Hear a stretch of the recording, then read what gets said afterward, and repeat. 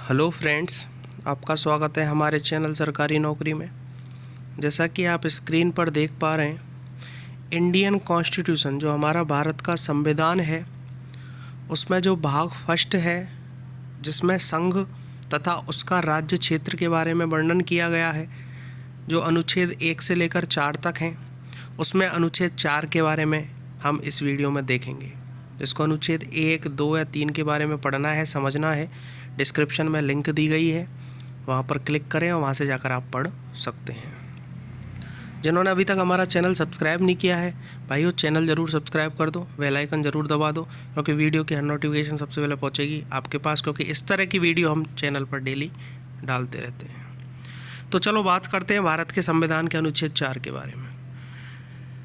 ये आपके सामने जो नेक्स्ट स्लाइड आई है, मैं थोड़ा सा पढ़ के बता देता हूँ, फिर मैं अपनी भाषा में इसको अच्छे से एक्सप्लेन कर दूँगा कि पहली अनुसूची और चौथी अनुसूची के संशोधन तथा अनुपूरक, आनुषांगिक और परिणामिक विषयों का उपबंध करने के लिए अनुच्छेद 2 और अनुच्छेद 3 के अधीन बनाई गई विधियाँ।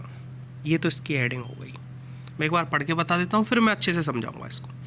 अनुच्छेद 2 या अनुच्छेद 3 में निर्दिष्ट किसी विधि में पहली अनुसूची और चौथी अनुसूची के संशोधन के लिए ऐसे उपबंध अंतर्विष्ट होंगे जो उस विधि के उपबंधों को प्रभावी करने के लिए आवश्यक हो, तथा ऐसे अनुपूरक, आनुषांगिक और परिणामिक उपबंध भी जिनके अंतर्गत ऐसी विधि से प्रभावित राज्य या राज्यों के संसद में और विधानमंडल में या विधानमंडल के प्रतिनिधित्व के बारे में उपबंध है अंतर्विष्ट हो सकेंगे, जिन्हें संसद आवश्यक समझे।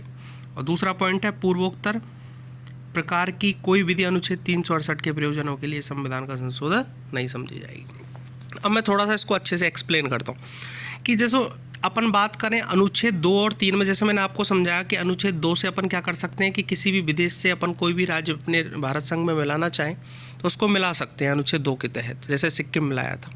और अनुच्छेद 3 में मैंने आपको समझाया कि किसी राज्य को बढ़ाना है, घटाना है, तोड़ना है, या कुछ भी उसकी सीमा बढ़ानी है या उसका नाम परिवर्तन करना है, तो ये शक्ति केवल संसद के पास होती है और अनुच्छेद 3 के तहत उस काम को वो कर सकती है।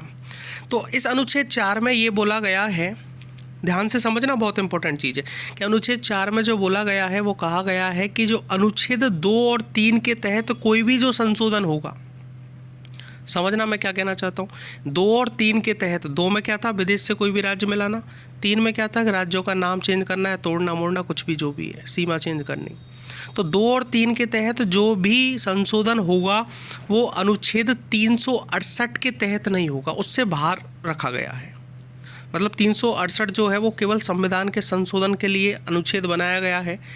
और उसमें क्या होता है कि 368 से जिस अनुच्छेद 368 से जिसको बाहर रख दिया जाता है उस संशोधन को, तो उसमें क्या होता है, राष्ट्रपति बाध्य नहीं होता।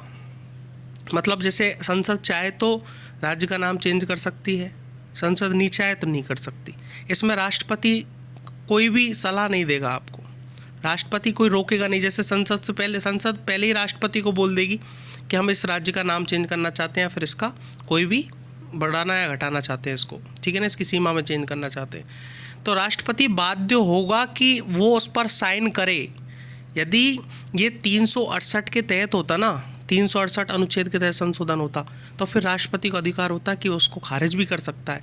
लेकिन 368 से इसको बाहर रखा गया है, संशोधन 368 के तहत नहीं होगा ये, इसलिए राष्ट्रपति को ये अधिकार है ही नहीं कि वो खारिज कर दे, राष्ट्रपति को साइन करना ही पड़ेगा। दूसरी इंपॉर्टेंट चीज़, इसके अंतर्गत जो चीज़ बताई गई है अपन को, वो ये बोला है कि संसद में केवल और केवल 50% बहुमत चाहिए। कितना चाहिए? 50% बहुमत। अब जो आम सरकार बनती है वो 50% बहुमत उसके पास होगा ही होगा, जब तो वो सरकार बनी है। तो सरकार चाहे कभी भी इस नियम को पास कर सकती है, और ये भी बात है कि राष्ट्रपति उसको खारिज नहीं कर सकता।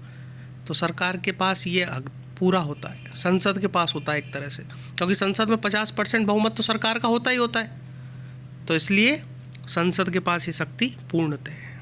दूसरी बात सुनो कि अपने जो संविधान में कुछ अनुसूची बनाई गई है, 12 अनुसूची, जिसमें अनुसूची जो फर्स्ट है उसमें बताया गया है कि भारतीय संघ के 28 घटक हैं और 8 संघ शासित क्षेत्र हैं, उनके बारे में पूरा वर्णन किया गया है। और जो चौथी अनुसूची है उसमें बोला गया है कि राज्यों एवं संघ क्षेत्रों के जो राज्यसभा में प्रतिनिधित्व होगा ना, वो किस तरह से किया गया है। तो मुझे एक बात बताओ, जब अनुच्छेद 2 और 3 के तहत किसी राज्य को बढ़ाओगे, घटाओगे या किसी राज्य को अपने देश में मिलाओगे, तो अनुसूची 1 में भी कुछ चेंज करना पड़ेगा। जैसे 28 राज्य 8 संघ शासित प्रदेश हैं तो वो कुछ ना कुछ चेंज होगा ही, तो इसमें भी आपको राष्ट्रपति नहीं रोक सकता। अनुसूची जो चौथी है 4th नंबर की है, उसमें क्या है, राज्य एवं संघ क्षेत्रों का राज्यसभा में प्रतिनिधित्व, मतलब राज्यसभा में जो संख्या है वो घटाना बढ़ाना। जब स्वाभाविक सी बात है कि अनुच्छेद 3 के तहत या 2 के तहत कुछ चेंजेज हो रहा है तो 100% राज्यसभा की सीटों में भी कुछ घटेगा या बढ़ेगा, ठीक है। तो उसमें भी राष्ट्रपति बाध्य नहीं होगा कि आपकी बात को खारिज कर दे। तो केवल और केवल संपूर्णतः जो शक्ति दी गई है वो केवल और केवल संसद के पास दी गई है। ये इसका पूरा निर्णय है, ठीक है। जिसको भी अच्छे से समझ में आएगा वो अगला अनुच्छेद देखे, नहीं समझ में आए तो एक बार कमेंट कर दे जिससे मैं आपको अच्छे से दोबारा क्लियर कर सकूं। Thank you.